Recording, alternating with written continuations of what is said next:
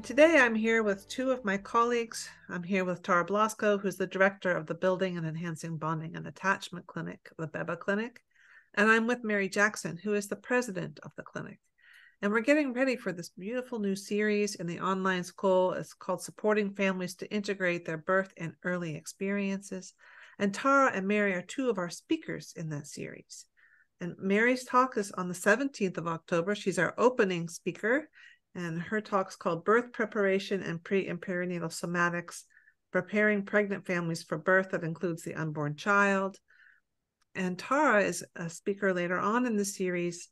On the 14th of November, Tara is talking about supporting children to integrate their early life traumatic stories. So I'm wondering if we could start with you, Mary, if you could say a little bit about what you're going to talk about in our upcoming series. Sure. Thank you, Kate. Thanks for organizing these talks. It's really wonderful. So my talk will be about supporting pregnant families and how I prepare them for birth. I have been a midwife for 49 years and love working with pregnant people.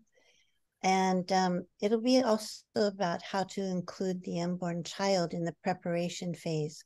A lot of times we go through the experience of being pregnant and birthing without really addressing the baby that's in the womb. And so I'll talk about, ways we can include the baby more. Also, I'll talk about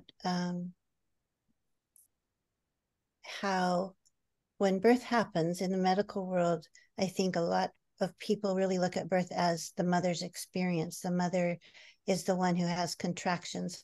Her cervix dilates, she pushes the baby out, and in the end, she gets her baby in her arms. And through this work, I learned to really see the birth process through the baby's perspective, that the baby is a full participant and working with the mother in relationship and connection to get themselves born. They burrow with their head to find the path of least resistance. They push with their legs on the top of the uterus to move themselves out through and out of the womb, and are very full participants. So I'll talk a little bit about that. And I'll talk about how to support families to integrate their previous birthing experiences and their own birth of being born from their mother. And a little bit about where bonding and attachment really begins. It begins so early on. A lot of times we don't think of it as happening until after the baby's born, and then whatever happens with the baby and the parent. So with bonding and attachment, we often don't think of it happening until after the baby's born, and then how that relationship is connected with mother and her partner, or the parents around them, if they're adopted, the adopted family. But really it starts way before that, even preconception, conception, implantation, gestation. So I'll touch on those places as well. And I really look forward to being with all of you in this class. Thank you. Oh, thanks, Mary. How about you, Tara? Would you be willing to share a little bit what you're going to talk about? Sure. So my talk will be about how to support families, children of all ages, to integrate their traumatic experiences. And, I will talk in general how we approach this at BEBA, how we use play therapy, child-led play, and pre and perinatal therapy, even craniosacral. So how we use different tools, as well as coaching parents how to be with their children if there is some challenges, emotional challenges, challenges in between children rivalry, or, challenges at schools or with transitions. So how is our approach in supporting families to address these issues? And I will be putting my attention especially with not the little ones, because my other colleagues are going to be covering the baby phase. So I will be covering the children of other ages, and I will be showing a video of an 8 or 9-year-old child showing just really beautiful piece, showing how aspects of, in their play, aspects of how they're processing what happened in their early life.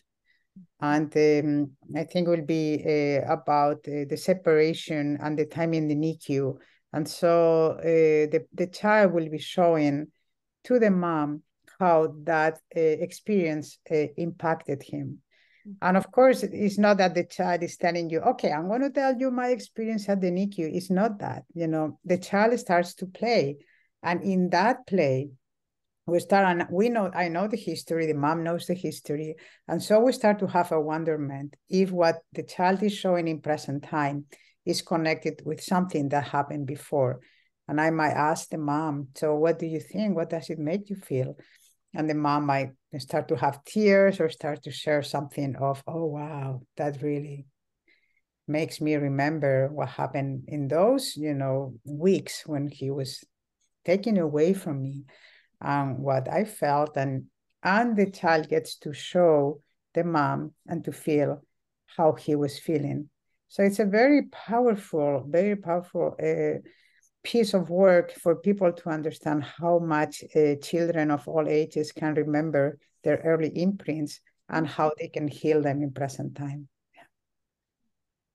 Very exciting. I can't wait.